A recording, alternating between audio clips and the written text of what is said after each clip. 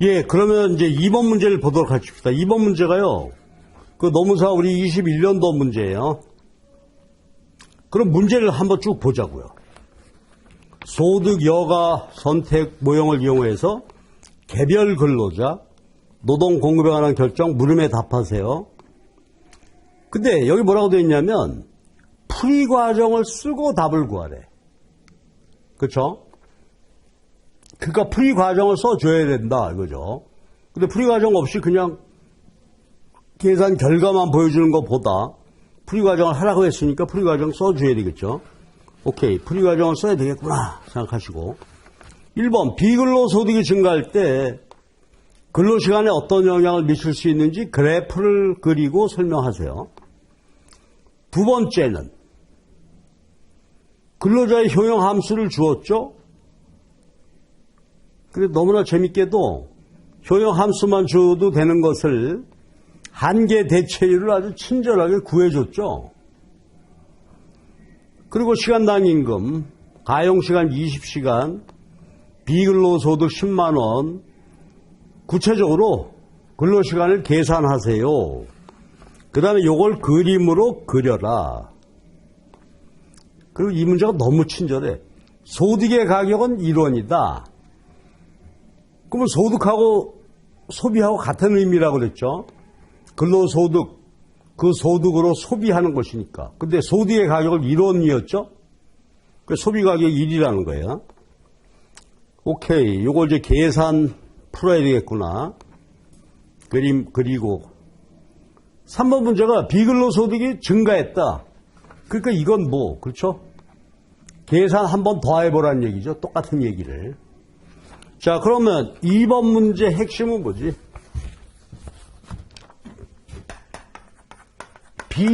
비근로소득이 있을 때 근로자의 효용 극대화다. 그럼 1번도 앞에 보자고요. 비근로소득이 증가할 때 근로시간에 어떤 영향을 미칠 수 있는지 그래프를 그리세요. 그럼 이제 해설 시작하면서 답 시작하면서 써야 되겠죠. 근로자 시간 제약이 있고 시간으로 놀던지 일하던지. 근데 여기는 이제 어떻게 됐냐면 2번 문제를 보게 되면 여가를 L로 표시했죠. 그 다음에 우리는 근로시간을 L로 표기했는데 여기 여가를 L이라고 표기했으니까 그렇죠. 근로시간을 여러분 임의로 써줘야 되겠죠. 그럼 근로시간을 뭐라고 써야 될까요? 이거 근로시간 거꾸로 H라고 써볼까? 이게 여가 근로시간이다. 아니면 어떤 체계를 이렇게 해놨어요.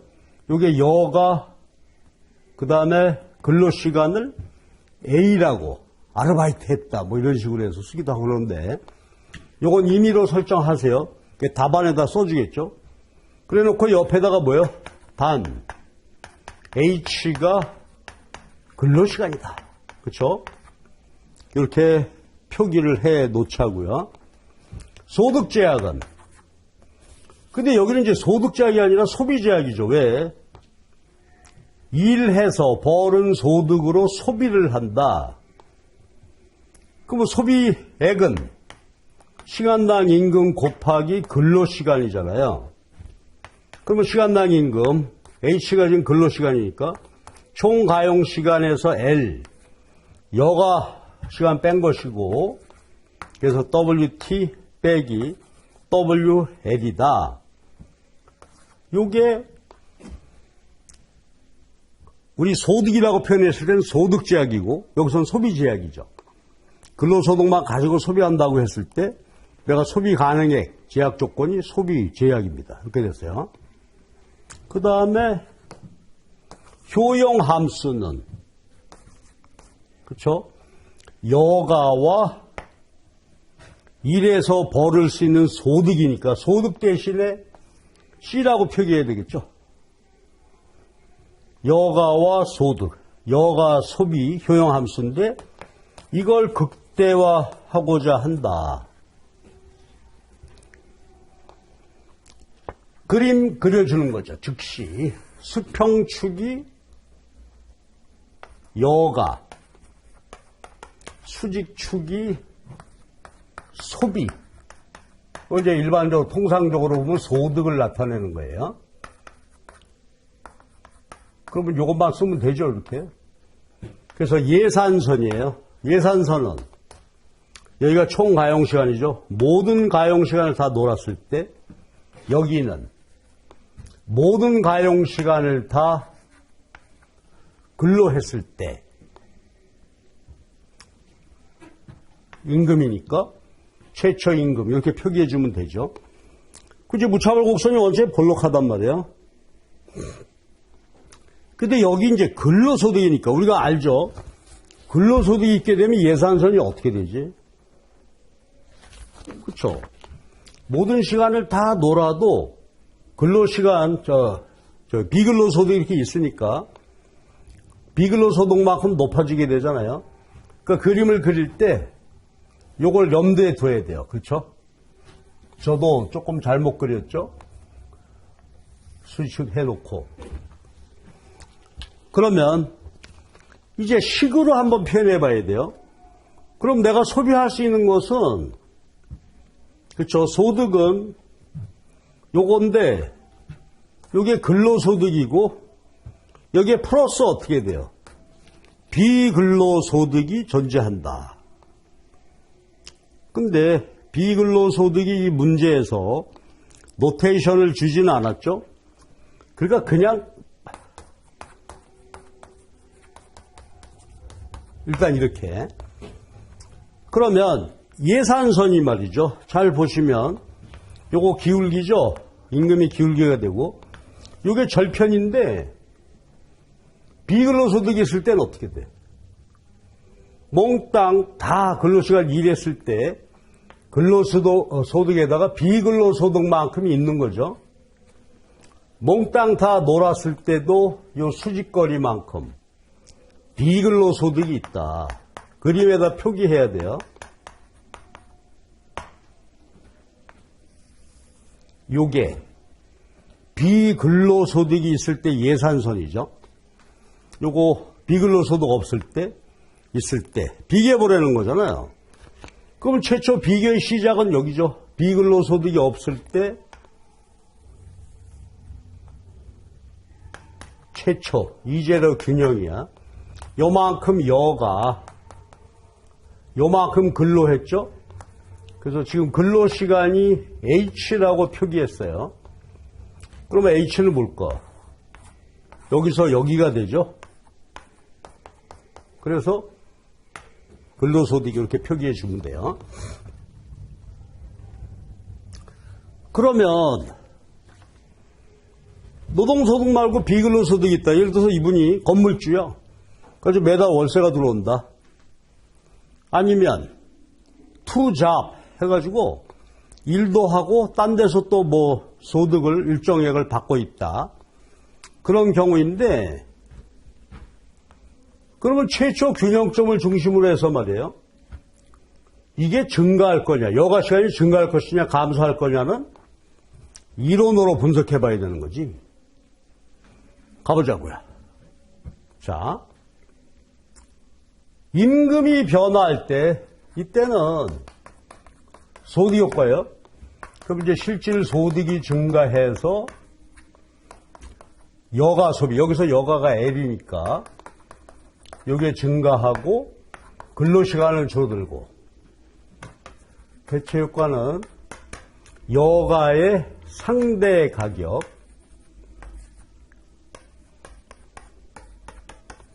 이게 오른다. 여가의 상대 가격이 임금이죠. 올라서 상대적으로 비싸진 거 여가 소비를 줄여서 증가하게 되죠. 그러니까 여가의 가격이 변화할 때 두 효과가 나타난단 말이야. 근데 이제 아까 보았듯이 소득 효과가 크냐 대체 효과가 크냐. 이게 크면 후방울절, 이게 크면 우상향, 열등제면 그렇죠. 얘가 또 달라지게 돼요. 소득 효과가 오히려 여가 소비를 늘리게 되는 요건데 지금 여기는 비근로소득이 증가했다는 얘기예요. 비근로소득이 생겼다. 그리고 근로자의 효용극단 선택에 어떤 영향을 주겠냐? 어때?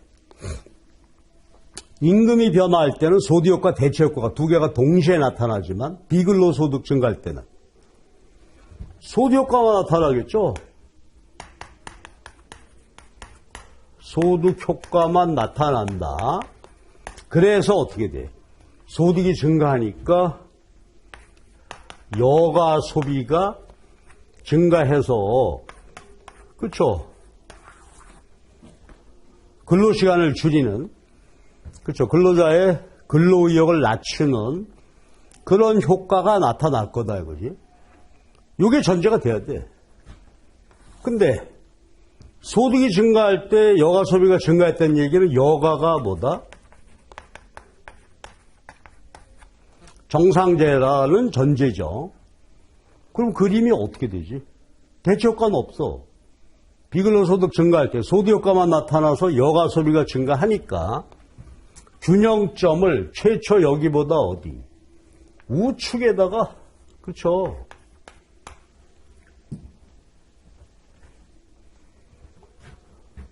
예산선 비근로소득 없을 때 요거는 비근로소득이 있을 때 예산선 요거 원 프라임이라고 했으니까 IC 프라임 이렇게 합시다.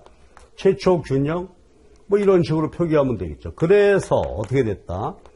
여가 소비가 증가했다. 그래서 근로시간이 줄어들게 되었다. 이게 답이죠. 그러니까 임금 변화할 때 소득효과, 대체효과, 근로자에게 미치는 효과를 비근로소득이 변화할 때 분석해야 되니까 소득효과, 대체효과 중에서 소득효과만 가지고 설명을 해주게 되는 거예요. 근데 이제 나중에 보면 이런 상황이 벌어질 수 있는데, 질 수도 있는데, 이거 한번 볼까요? 이 사람이 열심히 일했어. 그렇죠? 일했는데, 비근로소득이 생기자 효용극단 선택을 여기 어디서 했다고 하자고. 그럴 수도 있겠죠. 그러니까 이 사람은 소득이 증가하니까 소득효과가 대폭 나타난 거죠. 이게 소득효과야. 이때는 소득효과가 요거밖에 안 되니까 여가가 줄고 근로시간이 줄었지만 이 경우에는 어떻게 돼요? 근로시간이 제로가 돼버려. 그러니까 예를 들어서 어떤 사람이 말이죠. 증권 투자했는데 이게 대박이 났다. 로또가 당첨됐다. 그전에 우리 그런 농담 많이 했는데 로또 당첨, 나 월요일날 출근 안 하면 로또 당첨된 줄 알아라. 그죠? 그러면 이럴 수 있겠죠. 근데 여기는 그런 극단적인 상황을 묻지 않는 거니까 이렇게 보면 되는데 이걸로 표시해도 마찬가지죠. 그렇죠? 이래가지고 여가 소비가 대폭 증가하는 바람에 일 안 할 수도 있다. 극단적인데 보통 이렇게 놓고 보게 되면 하여튼 비근로소득이 생기면 어떻게 된다? 있으면 그것이 없는 근로자에 비해서 소득효과가 나타나므로 여가시간 증가, 근로시간은 감소하게 돼 있다 이거지. 이게 답이에요. 근데 2번 계산 문제가 나왔어요. 그럼 우리는 이 2번 문제를 통해서요, 노동 공급에 우리가 어렴풋이 짐작할 수 있는 게, 야, 이거 이러다가 21년도 계산 문제가 나왔으니 앞으로 노동 공급 계산 문제가 출제되는 거 아니야? 그럴 수 있겠죠. 그러니까 이제 어떻게 돼? 기출문제에서 이런 게 다루지 않다가 나왔으니까 이제 노동 공급 관련 계산 문제 연습도 계산 문제도 관심을 가져야 되겠다. 기출문제가 나오기 시작을 했어. 계산 문제가. 그런 생각하면서 한번 풀어봅시다. 자, 그러면 가죠. 시간 제약, 여가와 소득 제약. 여기서 소비 C죠. 소비는 소득 제약식을 써보잔 말이에요. 소비 제약식을 그러면 우리 해설 유인물 보시면서요. 2번입니다. 해설 보실래요?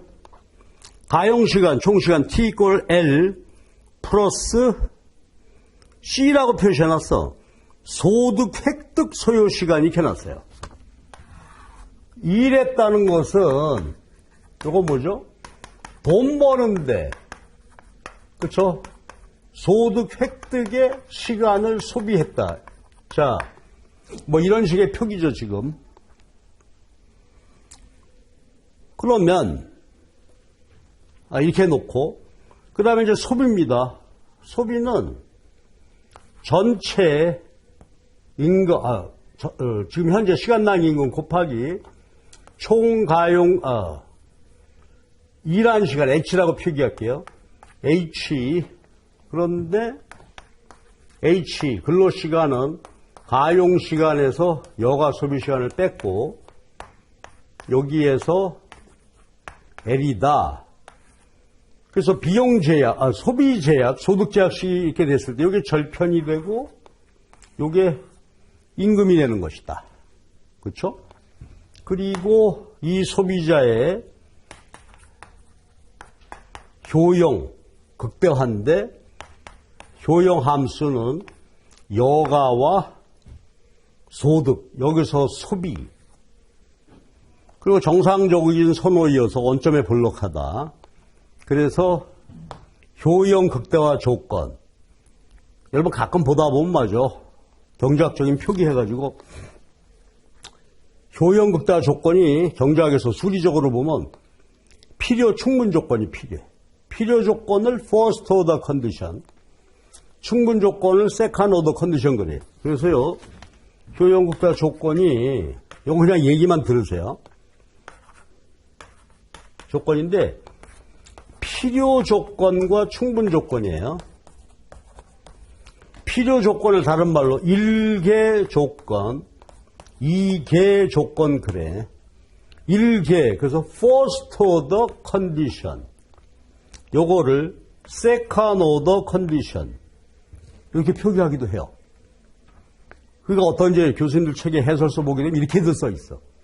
그리고 제약 조건. 요거 소비 제약이잖아요. 제약 조건이 영어로 subject to. 그래서 요거를 ST 이렇게 쓰기도 해. ST. first order condition. 요거예요. first order condition. 그래가지고 효용 극대화 조건은 뭐다? 한계 대체율이에요. 여기는 H와 C가 되죠. 요건 이제 델타 H, 델타 C가 돼가지고 마지널 유틸리티 C, 마지널 유틸리티 H 이렇게 된단 말이에요. 그러면 효용극대화 조건은 요거 무차별곡선의 기울기고 예산선의 기울기가 요거죠. 이퀄 임금이고 얘는 그렇죠. 여기서는 소비의 가격이죠.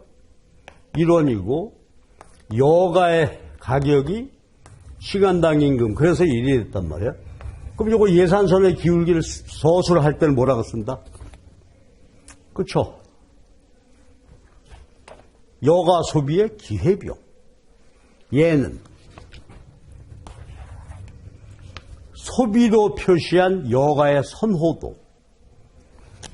자, 이게 이제 기본이란 말이에요. 그래서 아까 그림 미리 한번 그려볼까? 여기 여가, 소비, 무차별곡선, 제로, 균형, 요만큼 여가, 이만큼 소비죠. C0. 요건 지금 현재 임금 곱하기 H. 근로시간. 근로시간은 여기서 여기 뺀 거다. 이렇게 된 거죠. 그런데 이 문제에서는 지금 계산 문제가 났어요. 계산 문제는 일단 비근로소득이 없는 경우로 놓고 풀어보자고. 그러면 자 보세요. 효용함수가 어떻게 돼 있지? ECL이야. 그쵸? ECL이고 그 다음에 전체 가용시간이 20시간입니다. 그리고요 시간당 임금이 10,000원이래. 요게 10,000원이야. 그쵸? 요게 가용시간이 지금 20시간이고요. 이렇게 돼 있죠? 요게 10,000원입니다. 이렇게 상황이 주어져 있단 말이에요. 그러면 여러분 전체 여기다가 요걸 추가해야 되는데 한번 표현해 보지. 어떻게 될까요? 원래 비근로소득이 없을 때 이렇게 써놓고 문제 데이터를 줬으니까 이렇게 되죠. 그 다음에 이제 비근로소득이 있으니까 여기다가 어떻게 돼야 돼?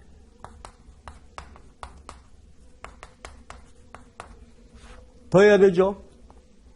그러니까 잘 보세요. 아이디어가 뭐냐면 노동의 공급에 의해서 벌게 되는 근로소득은 요건데 비근로소득이 존재하게 되니까 근데 비근로소득이 얼마래 지금? 10만 원이 돼. 이렇게 돼 있단 말이야. 그렇죠? 자 그러면 이 제약 조건이 이렇게 됐죠. 아까하고 달라진 점은 뭐지? 비근로소득이요. 그렇죠? 이게 플러스 돼 있고 효용함수가 구체적으로 주어져 있어요. 효용극다 조건 이식이야. 자 그러면 이제 구체적으로 데이터가 줬으니까 풀어야 되죠. 그러면 균형 구하는 것입니다. 균형 조건은 요거예요. 그러면 소비는 요 식 이렇게 써놓고 여기다가 만 곱하기 20 빼기 만 지금 요 여가 시간은 미지수가 되죠. L 그리고 여기에 비근로소득이 10만이 있습니다. 이게 뭐야?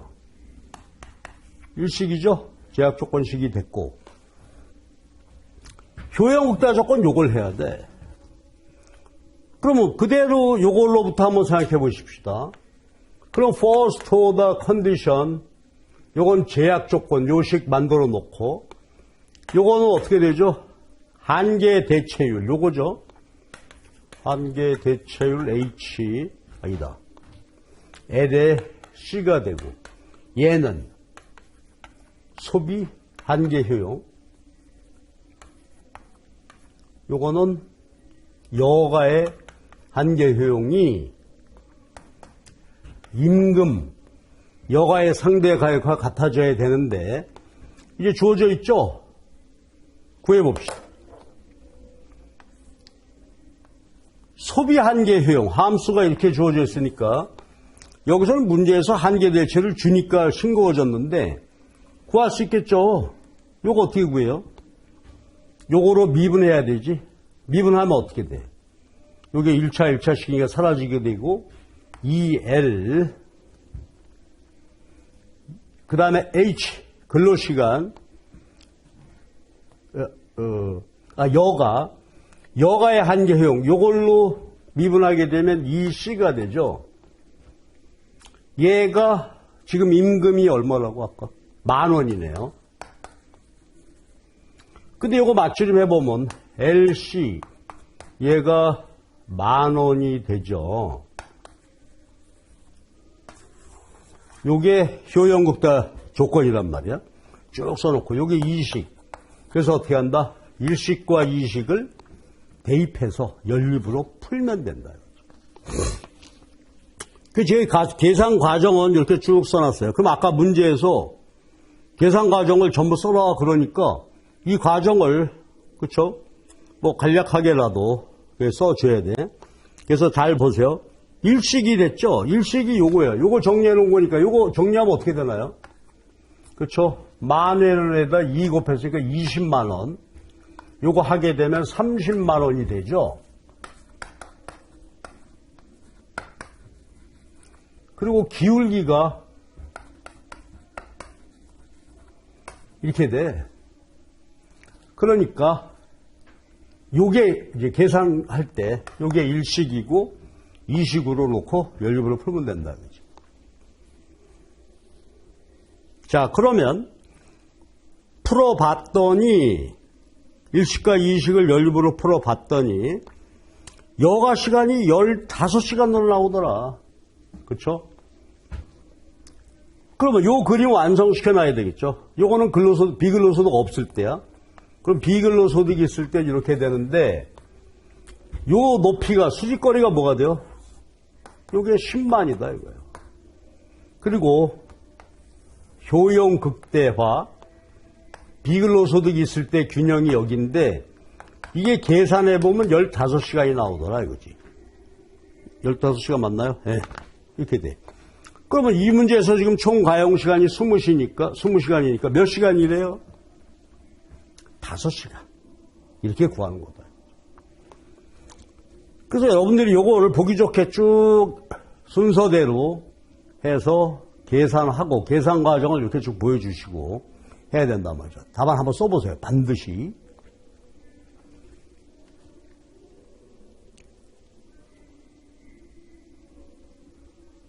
네. 그리고 제 거기 그림 설명 7페이지 바로 위를 보게 되면 비근로소득이 없다. 비근로소득이 없을 때는 어떻게 될까? 이거 10만 원 없으니까 그때는 없을 때는 20만 원 빼기 만 L이 되죠? 이건 비근로소득이 없을 때야.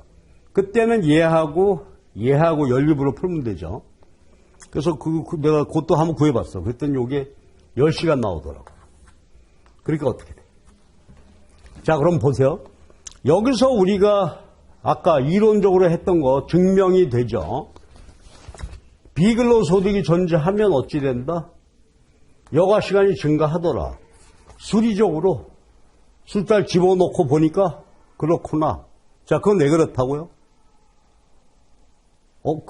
비근로소득이 없을 때에 비해서 노는 시간이 5시간 증가한 이유는 소득 효과 때문이죠.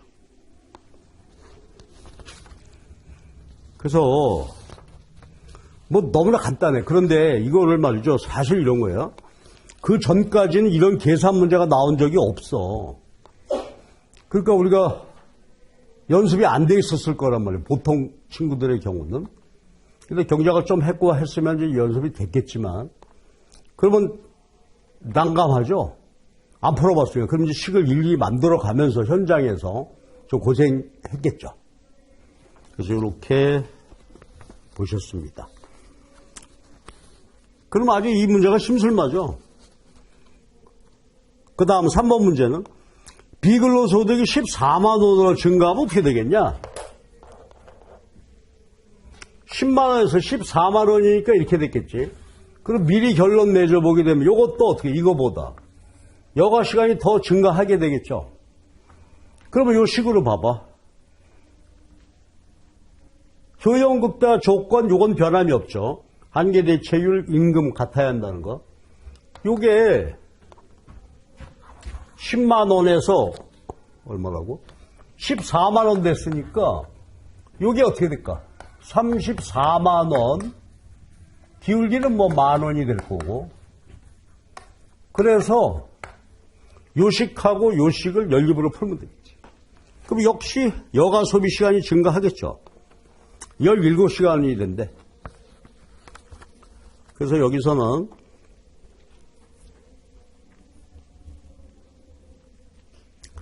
이렇게 보시면 됩니다. 근데 여기서 내가 이런 말 하나 할게요. 아까 이런 근로자일 수도 있잖아요.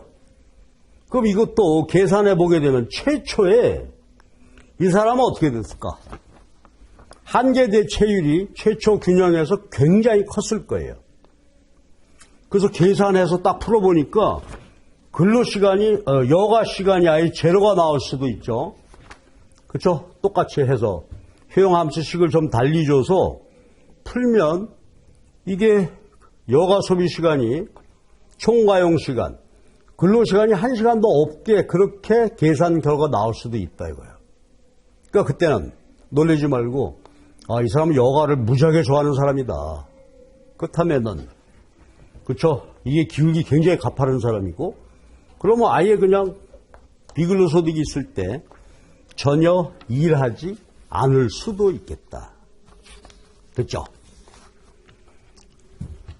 그래서 우리가 요렇게 그러니까 이번 문제에서는 비근로소득하고 그다음에 중요한 게 노동공급의 효용극단 선택에 대해서 계산 문제가 출제될 수 있다. 그렇죠? 그리고 비근로소득이 있을 때 이런 식으로 풀어진다. 그럼 다시 한번 정리할게요. 계산 문제가 또 나올 수도 있을 것 같아서 다시 한번 보시면 우선 말이죠. 요 얘기부터 해보죠. 여가와 소득, 여가 소비에 효용함수가 이렇게 구체적으로 줄 수 있다 이거예요. 근데 여러분 혹시 그거 기억나요? 경작할 때 콥더그로스 함수 공부했던 콥더그로스 함수라는 거 들어보셨어요? 그렇죠? 그럼 예를 들어서 콥더그로스 효용함수다 그러면은 여가와 소비 알파 베타 그러니까 여기가 뭐 2와 3이고 이런 식으로 줄 수도 있겠죠. 그럼 이제 요거 구하는 거야. 요거 구하는 거 미분해야 돼. 그럼 요거 한번 볼래? 소비의 한계형을 구하라. 만약에 함수가 이렇게 주어졌다고 어떻게 구하면 되죠? 요거는 미분하면 되죠. 3의 L 스퀘어 제곱 이런 식이다 이거지. 효용함수가 주게 되면 요거 미분해. H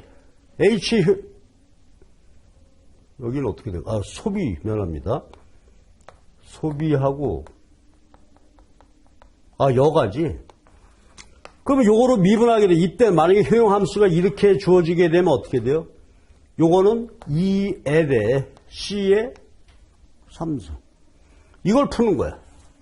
그러면 예를 들어서 맞추림 되니까 3분의 2에 나눠서 L 요거 C 그러니까 한계 대체율이 이런 식으로 계산되겠죠. 그럼 요게 효용극단 조건이고요. 아니지. 요거하고 한계 대체율이 요거하고 임금하고 같아지도록 그렇죠. 효용극단 조건. 그래서 이거하고 소득제약식 푸는 거. 그러니까 효용함수가 이렇게 계산하는 형태로 도출이 됐으니까 나올 수 있으니까 주어진 효용함수를 L로 미분하면 여가의 한계효용이 되고 소비로 미분하면 소비 한계효용 이게 구해서 이렇게 구할 수 있다 이거지. 그리고 효용극단 조건 요게 MRS고 여가의 상대 가격 임금 얼마 주어지겠죠. 이렇게 해서 놓고 풀면 된다. 자 그리고 요거 보세요. 요거. 그리고 우리가 계산 문제가 나온다면은 소득 제약 또는 소비 제약을 구해야 되는데 우리는 앞에서 개념만 보고 기울기만 찾았었는데 계산 문제 나온다면 좀 봐야 되겠죠. 다시 한번 보세요. 소비 또는 소득은 근로시간에 임금을 곱한 겁니다. 가용시간은 여가든 근로하든 그러면 근로시간 곱하기 임금인데 근로시간은 어떻게 구한다? 총가용시간에서 여가 소비시간을 뺀 것입니다. 그래서 이렇게 구해지는 거예요. 그러면 예를 들어서 다시 한번 해볼게. 임금이 10,000원이에요. 가용시간이 지금 20시간. 우리가 앞에서 그냥 개념으로 얘기했건데 분명히 보이죠, 얘가? 모든 가용시간 일했을 때 소득, 소비 가능액, 이게 절편이 되고, 그 다음에 10,000원이 얘가 기울기가 된단 말이에요. 그럼 그림 그려보면 절편이 어떻게 돼? 아까 내가 여기 절편 표시는 안 했습니다만, 여가와 소비할 때, 이렇게 보시면, 절편이 20만 원이 되는 거예요. 그쵸? 20만 원이고, 기울기가 만이 되는. 그럼 보실래? 여기 절편이고요. 기울기가 만이면, 여기 기울기가 만이래. 그럼 얼마가 돼야 되지, 얘가? 좌표점이 20이 되어야 하나요? 그럼 이게 뭐야? 총 가용 시간이 된단 말이야. 그래서 이렇게 구해지는 거죠. 그래서 요 식으로부터 이런 식으로 구해지게 되고, 이때 비근로소득이 있으면 어찌 된다? 그쵸? 여기야. 이렇게 되어지죠. 몽땅 다 놀았더라도 비근로소득. 또 가용시간 전체 일했을 때 이건 근로시간이고 비근로소득이 있으니까 그림으로 보면 이런 식으로 상방 평행 이동하게 되잖아. 그러니까 아까 이 문제에서 그려보면은요, 요게 30만 되는 거예요. 그렇죠? 요게 절편이 되고 기울기 10,000원이고, 그렇죠? 그러다가 얘가 14만 원이 됐다. 그러면 어떻게 될까? 절편이 30만 원에서 4만 원 증가해서 요게 34만 원 되겠죠.